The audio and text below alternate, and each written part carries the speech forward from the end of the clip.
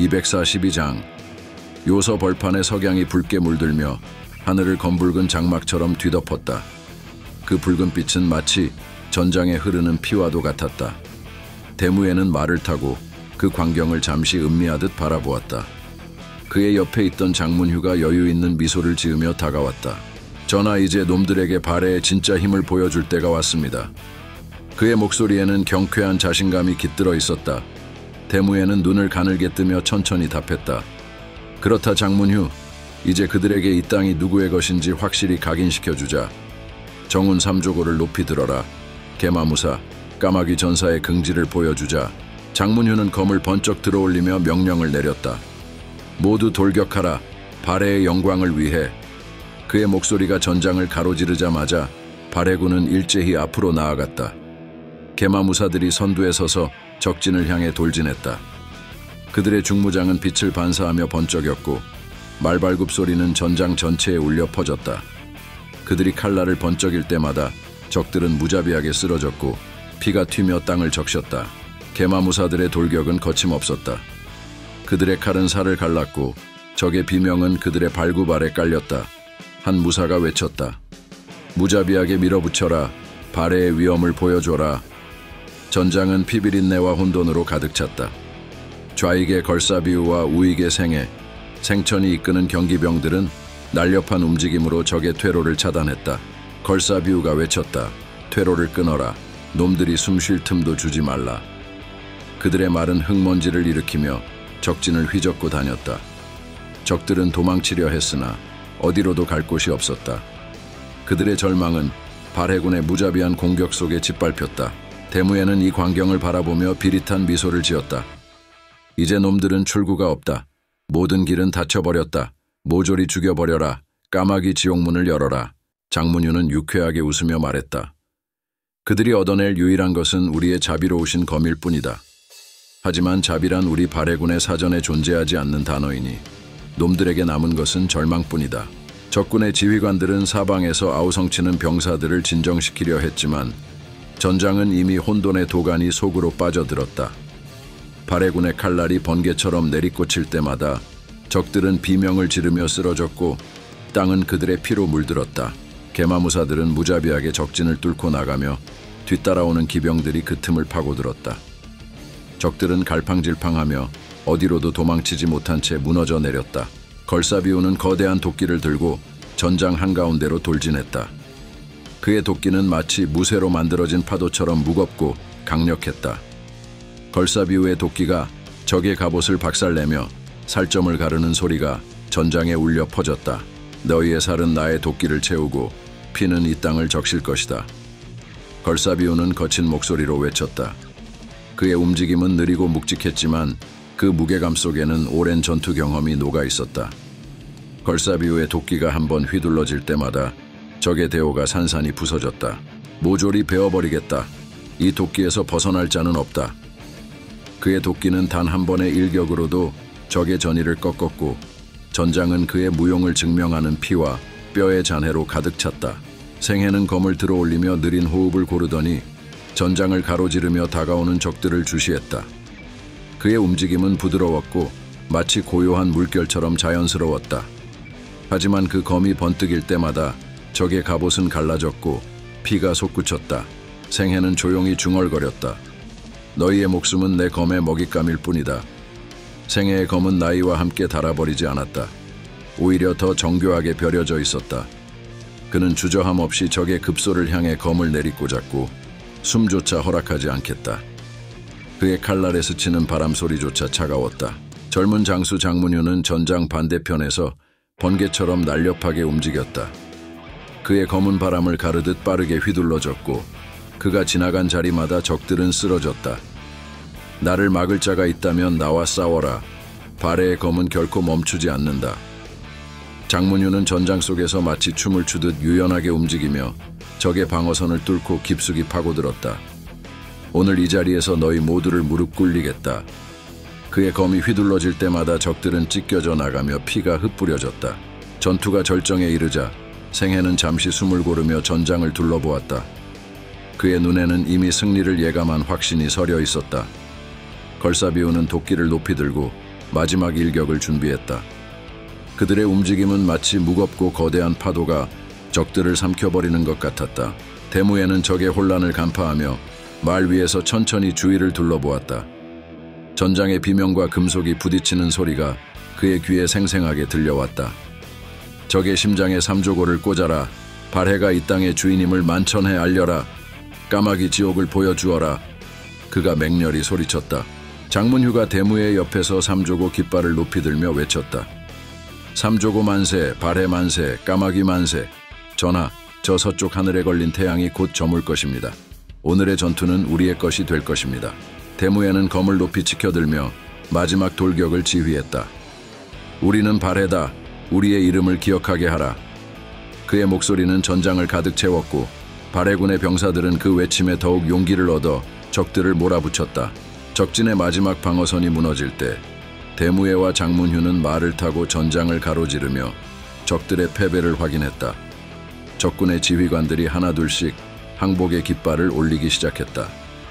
그날 발해의 이름은 요서 벌판에 깊이 새겨졌고 그들의 승리는 영원히 전설로 남게 되었다.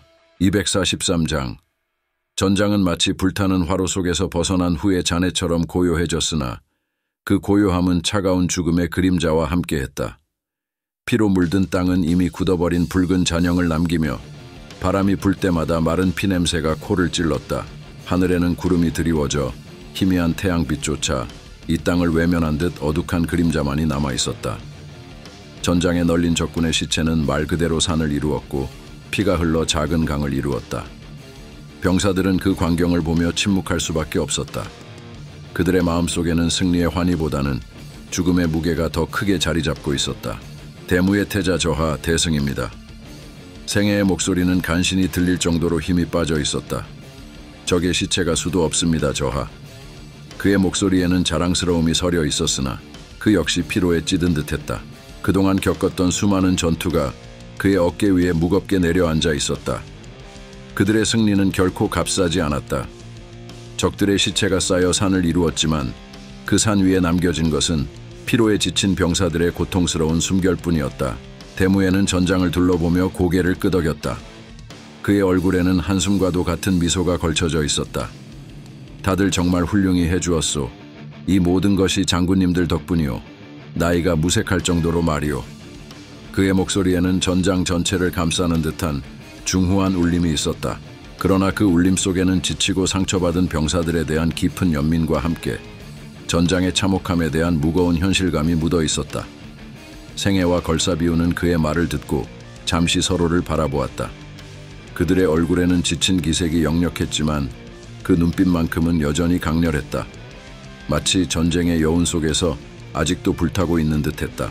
걸사비우는 피로에 젖은 손으로 자신의 검을 땅에 꽂았다. 그 검이 바닥에 닿는 순간 마치 땅이 숨을 내쉬는 것처럼 가벼운 먼지가 일었다. 그는 그 자리에서 몸을 일으키며 낮은 목소리로 말했다. 아직 이르게 생각하지 마시오, 형님. 내 몸이 죽을 곳은 이곳이 아니오. 걸사비우는 대무해를 바라보며 다시 한번 결의를 다졌다. 전쟁의 참혹함 속에서도 그는 결코 무너지지 않겠다는 다짐을 하고 있었다. 형님, 그렇지 않소? 생해는 그의 말을 가만히 들으며 차분히 대답했다. 그렇지. 고구려의 원수당을 쳐부수기 전까지는 죽을 수 없소. 그의 목소리에는 강인한 의지가 담겨 있었다. 전쟁의 피로와 죽음의 그림자가 그들을 짓누르고 있었지만 그럼에도 불구하고 그들은 결코 굴복하지 않을 것이었다. 그들에게는 아직 이룰 목표가 남아 있었고 그 목표를 위해 살아남아야 했다. 그러나 그 순간 장문휴의 목소리가 그들의 대화를 끊었다. 태자 전하, 한 가지 우려되는 바가 있소. 대문의 왕자님께서 당으로 가신 이후로 조정 내 친당파가 세력을 형성하고 있습니다. 태자 전하, 이대로 두고 보실 생각이십니까? 그의 목소리에는 깊은 고민이 배어 있었다. 전장의 승리가 이루어진 이 순간에도 그들은 새로운 위협과 권력 다툼의 그림자가 드리워져 있음을 알고 있었다. 그들의 마음속에는 승리의 기쁨 대신 불안과 걱정이 자리하고 있었다. 장문휴의 말이 끝나자 그들은 모두 잠시 침묵에 잠겼다. 바람이 불어오며 그들의 귀에 전장의 메아리를 다시금 가져다 주었을 뿐이었다. 대무해는 천천히 전장을 둘러보았다. 승리의 대가는 컸고 그만큼 다가올 혼란 또한 어두운 그림자처럼 다가오고 있었다. 그의 마음속에서는 권력 다툼과 세력의 균열이 고구려의 멸망을 불러왔던 기억들이 떠올랐다. 연남생과 남건, 남산의 다툼이 눈앞에서 다시금 재현되는 듯한 느낌이 그를 더욱 고뇌에 빠뜨렸다. 그러나 그는 무겁게 고개를 들어 침착한 목소리로 말했다. 너무 깊게 생각하지 말자. 지금은 승리를 축하할 때이니 장군님들께서는 나와 함께 나아가자. 그의 명령에 병사들은 서서히 움직이기 시작했다. 그들의 발걸음은 피로 물든 땅을 딛고 처절한 전투가 벌어졌던 자리를 지나갔다.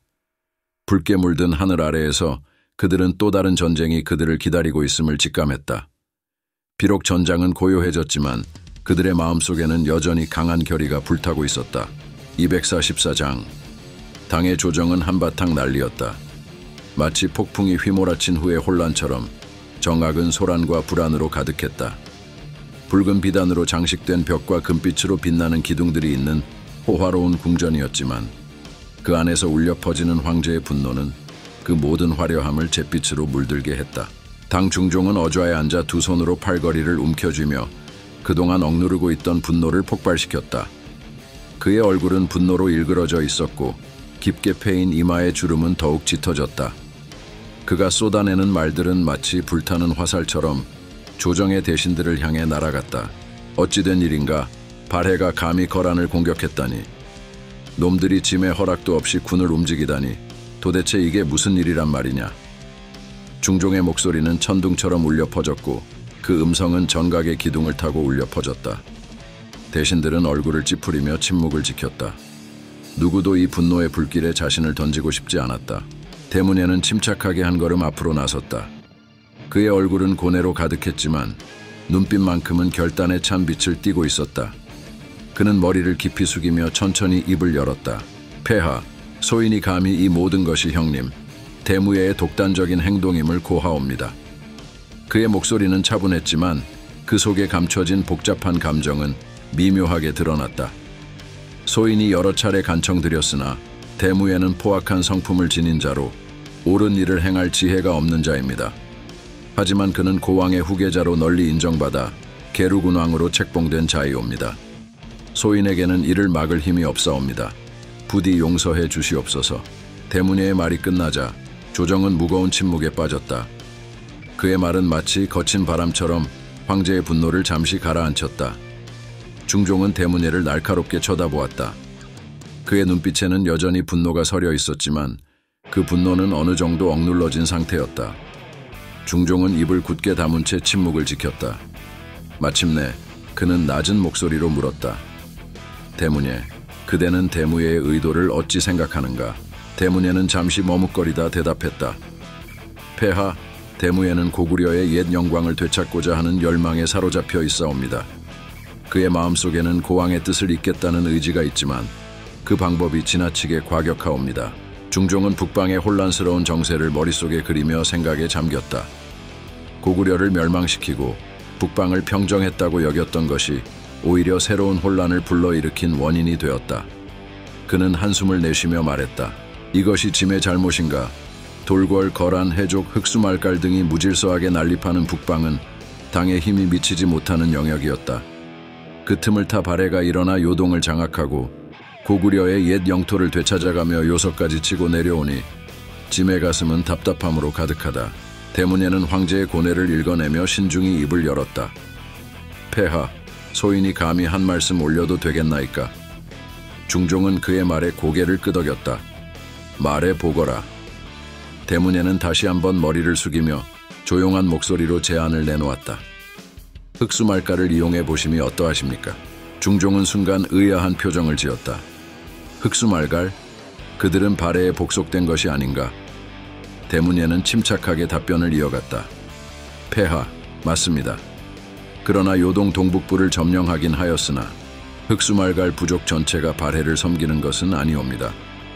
예로부터 흑수말갈은 호전적인 민족으로 알려져 있사오니 그들에게 손을 내밀어 발해를 견제하는 좋은 기회로 삼으심이 좋을 듯하옵니다.